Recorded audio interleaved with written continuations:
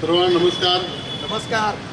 आज कोल्हापूर शहरात बोलायची माझी पहिलीच वेळ आहे, कारण मी उपनगरात माझ्या वॉर्डमध्ये भाषण करत असतोय. आज व्यासपीठावर उपस्थित ज्यांच्या प्रचारार्थ आपण जमलोय ते आमचे मित्र अभिजित राऊत साहेब, शहराध्यक्ष प्रसाद पाटील साहेब, विजय करजगार, अभिजित पाटील, त्यानंतर उत्तम अंदुरे आमचा, निलेश आसगावकर आहे, आणि आमच्या विद्यार्थी सेनेचा तडफदार शहराध्यक्ष म्हटलं तर हरकत नाही आपला अजिंक्य शिंदे. मला एक 4-5 गोष्टी बोलायच्या आहेत, कारण अभिजितनं प्रचार फेरी एवढी मोठी काढली की वहिनींच्याकडे परत गेली की चहा सुद्धा मिळणार नाही आम्हाला, कारण पूर्ण शिवायपेठेचे 2 वॉर्ड आम्ही फिरलोय. तर महत्त्वाचा विषय एवढाच आहे, गेली 70 वर्ष झाली आपण या देशभरामध्ये आणि कोल्हापुरात रस्ते, गटर, वीज आणि तरुणांना रोजगार त्या विषयावरच निवडणुका लढवत आलोय. 70 वर्षानंतर पहिले 6 प्रश्न आले कोल्हापुरात. इथं ज्येष्ठ नागरिक बसलेत. कोल्हापूरची हद्दवाढ आली, महालक्ष्मी विकास आराखडा आला, खंडपीठ आलं, त्यानंतर CPR सुशोभीकरणाचा विषय आला, क्रीडांगण आली, मैदानं आलं, महापालिकेची उद्यानं आली. मला सांगा, या प्रत्येक निवडणुकांमध्ये हेच 5-6 प्रश्न आपले महत्त्वाचे ठरलेत ना. एखादा विषय त्या 50 वर्ष सुटला का हो? न सुटायचं कारण एवढंच आहे की आपण शांत आहे. आपण कोल्हापुरी चप्पल घालायला शिकलोय, घालतोय, फक्त ते काढायला शिकलो नाही. जी लोक दरवेळी तीच सांगत असतात. आता मला सांगा, विरोधी आपले जे उमेदवार आहेत एकमेकांना रोज चिखलबीक सुरू आहे. क्षीरसागर साहेबांनी असं केलं, लाटकर साहेबांनी असं केलंय. अरे कोल्हापूरसाठी काय केलं तेवढं सांगा ना आपण सगळ्या लोकांनी. मला सांगा, आपली लोक शांत बसतात. मला विदेशातलं एक उदाहरण देतो. अमेरिका, चीन, रशिया यामध्ये जर आपण निवडणूक लढत असतो आणि तिथे एखाद्या नेत्यानं सांगितलं की उद्या सकाळी तुम्हाला रस्ता करून देतो, तिथे लोक जीवन ठेवतील का? खालनं गोळ्या करून मारून टाकतील त्या लोकांना, नेत्यांना. कारण तिथं रस्ता, लाईट, पाणी या विषयावर निवडणुका होत नाहीत कधी. ते आपण काय आपलं दुर्भाग्य आहे मला कळत नाही. त्यात कोल्हापूरचं जास्त आहे, कारण कोल्हापूरचे प्रमुख 5-6 जे प्रश्न आहेत ते सुटलेलेच नाहीत. आपली प्रत्येक तरुण झाला, शिकला म्हटलं की पुण्याला घेऊन जातो आपल्या मिसेसला घेऊन. इथं ज्येष्ठ नागरिक आणि महिला इथं असतात. आपला मुद्दा काय आहे की आपला इथला लोकप्रतिनिधी आपण निवडायला चुकलो.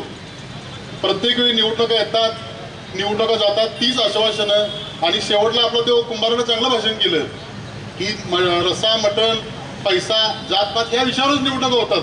अहो, कोल्हापूर किती छोटा, किती सुंदर झालं असतं. तुम्ही बेळगाव बघा, पुणे बघा, नाशिक बघा, मुंबई बघा, ही एवढी मोठी शहरं. त्यानंतर कोल्हापूर आपलं की प्रत्येक पक्षाचा प्रमुख नेता मात्र सभेला मात्र इथं येतोय, खरं येताना काय घेऊन येत नाही. तेवढाच तो नेता आला, तेवढाच रस्त्याचं पॅचवर जरा खड्डे बुजवायचे कुठं तर, आणि परत जायचं ते. आता यावेळी मतदान करताना माझी लोकांना विनंती आहे की रस्त्यावरची धूळ, खड्डे नक्की आठवा. एक जण म्हणतोय की 100 कोटीची वर्क ऑर्डर घेतल्या. मला सांगा, काँग्रेसच्या बाजून जर बोलायला गेले तर काँग्रेसचे 4-5 आमदार होते. पदवीधरचा होता, शिक्षक मतदारसंघाचा होता, स्वतः बंटीसाहेब आमदार होते, खासदार होते, महापालिका सत्ता त्यांच्याकडे होती. प्रत्येकजण ह्या विषयावरच बोललं, रस्ता ह्या विषयावर. तर आपण लोकप्रतिनिधी असताना केलं काय? प्रत्येक नागरिकानं हे विचारणं गरजेचं आहे की तुम्ही निवडून आल्यानंतर नेमकं 5 वर्ष करताय काय? मग त्या मुलाने सांगितलं की विदेशात आपले शाहू महाराज गेले, तिथे कोल्हापूर चांगलं बसवण्यासाठी चांगले प्रयत्न केले. आपली लोक विदेशात पैसे ठेवायला जातात बॅगावरून, कारण आपण शांत बसलोय. आपण शांत बसल्यामुळे या सगळ्या गोष्टी व्हायला लागल्यात. ते एकदा तुम्ही बदल करा ना. एकदा नवीन पोरगा म्हणून एकदा संधी द्या. काय होणार आहे? त्याला काम नाही केलं तर पुढचे 5 वर्ष घरी बसवा त्याला परत.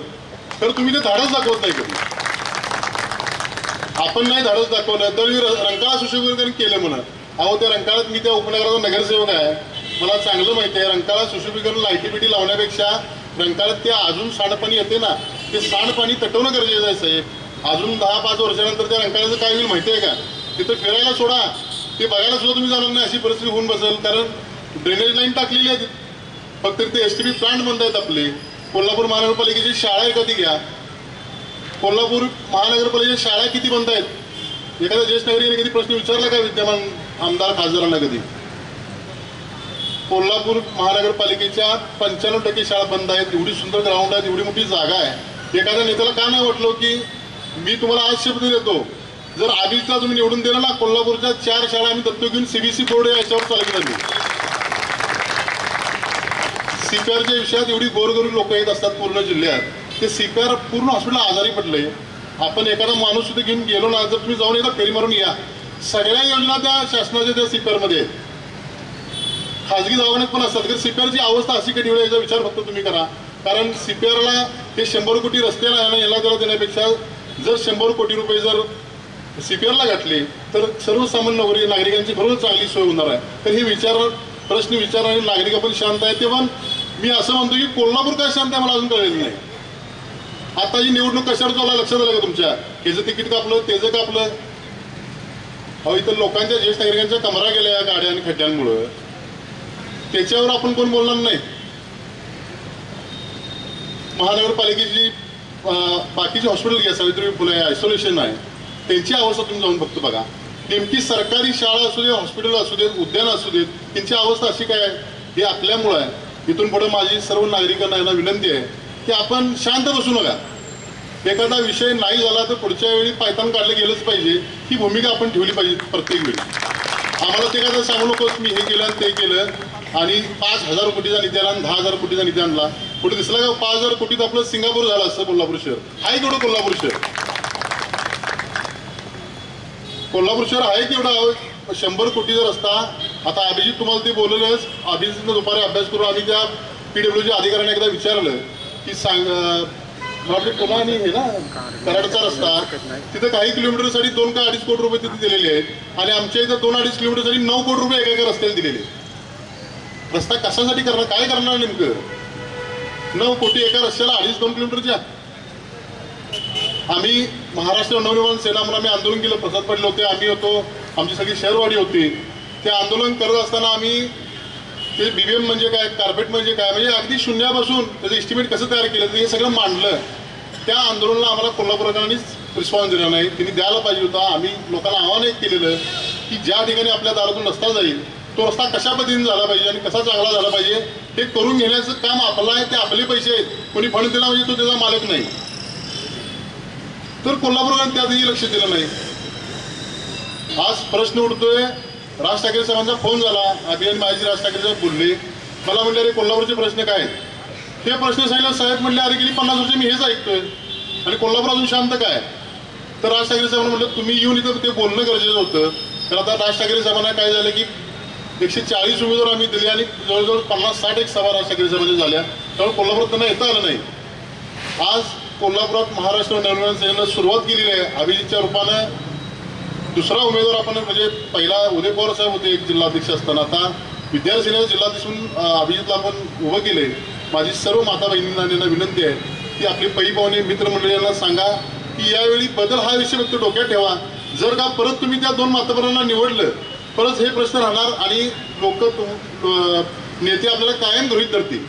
ही लोक कुठं जात नाहीत. काही दिलं, पैसे दिले, काय दिले, म्हणाला 2-5 लाख रुपये दिले, फुटबॉलच्या टीमला 5 लाख दिले आणि कोणाला काय दिले की सगळी लोक आपल्या पाठीशी येतील हे प्रत्येकाला वाटतंय. आणि कोल्हापूर शहरात ते सुरू आहे. आता मी रोज ऐकतो ह्याला 15 लाख दिले, त्याला 2 लाख दिले. आणि तेवढ्या पैशात जे गणपती उत्सवात जर जेवढी बोर्ड लावली नाही नी गणपती उत्सव, नवरात्र बरेचसेच काय झालं तेवढा बोर्डचा खर्च यांचा आणि जाहिरातीचा खर्च काढला असता कोल्हापूरचे रस्ते सकाळी झाले असते का नाही? कोपऱ्याला निश्चित झालं की कमानी बोर्ड हे आपण विचार करायचं जरासं हे केले. तर माझी सर्व कोल्हापूरकरांना विनंती आहे की आमचं एक तरुण सोज्वल पोरगा तुम्ही एक आमदार म्हणून पाठवा. ती सगळी जबाबदारी आम्ही आमची जिल्हा टीम मी स्वतःहून घेतो आणि काम काय असतंय हे मी दाखवून देतो. मागे जे घडलं ते परत समोर पुढे होणार नाही. आणि राज ठाकरे साहेबांनी आपल्या नाशिकमध्ये काय करून दाखवलं तुम्ही सगळ्यांनी बघितलंय. तर लोकांनी परत तिथं काय केलं आणि परत नाशिकचं काय झालं हे तुम्ही जरा कोण पै पाहुणे असेल तर विचारून घ्या. आज तुम्ही मोठ्या संख्येने जमलात आणि वेळ दिलात मला बोलायचा 2 मिनिटं. तर मी सर्वांचा आभार व्यक्त करतो आणि 2 शब्द संपवतो. धन्यवाद दिंडोले साहेब.